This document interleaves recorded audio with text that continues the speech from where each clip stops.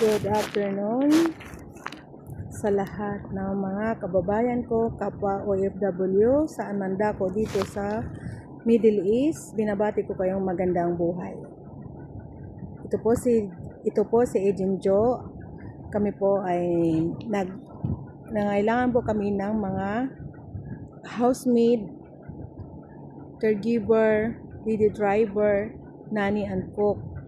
Kung gusto sa lahat ng gustong mag cross country na galing man sa ang dako ng mundo, pwede po kayo mag cross country dito sa UAE, sa Dubai. Sa mga gustong mag cross country po na galing sa Saudi, Jeddah, Dammam, Kuwait, Qatar, Bahrain, Hong Kong, Thailand, Singapore, Indonesia, lahat all over the world po. Welcome po kayo sa mga gustong mag cross country papunta ng Dubai, UAE. Dito po ay sa mga cross country po ay dalawa po tayong, mayroon po tayong expat at isa pong local. So sa expat po, mayroon po tayong DOP at with cash assistant. Sa mga local naman po na magiging amo ay wala po tayong DOP, pero mayroon tayong cash assistant matatanggap.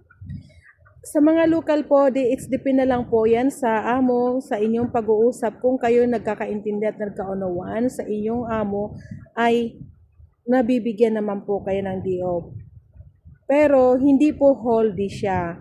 Mabibigyan na po kayo kung sa ano man ang mga kailangan nyo, kung bibiling sa labas, mga ganun lang po. Hindi tulad po ng expat na wholly po 24 hours po talaga. Mayroon ding expat na every week may day off. Pero kung pipiliin yung every week day off po, magiging magastos po kayo. So nasa inyo na po yan kung paano kayo magtipid sa inyong mga sahod.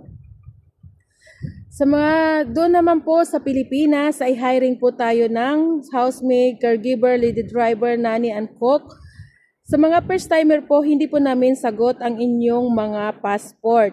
So sa gusto nyo pong mag-apply sa amin ay kung papunta po, kung galing ka sa probinsya po ay kung gastos nyo po lahat po ng nagastos nyo ay refundable po sa amin. Huwag lang po ninyong iwawala. Kung may mga resibo po kayo, refundable po lahat namin yan. So kayo na muna ang magpo-provide ng inyong mga ticket na papuntang Maynila. Once na po nabibisahan po kayo, mariripan na po namin mariripan namin ang inyong mga ginagastos. Okay? Kailangan po namin ng kasiguridad na kasi minsan meron pong gustong pumunta dito sa